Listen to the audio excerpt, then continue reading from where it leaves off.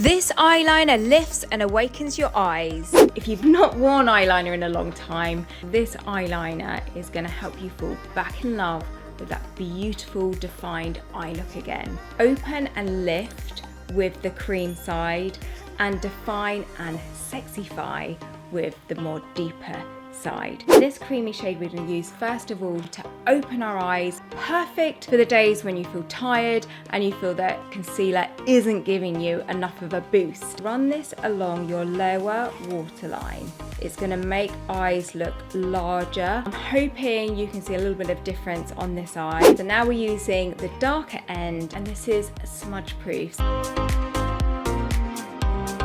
If you like to have a little wing to your eyeliner, it's really easy to do. Put a little bit of product right on the corner here, drag that colour up.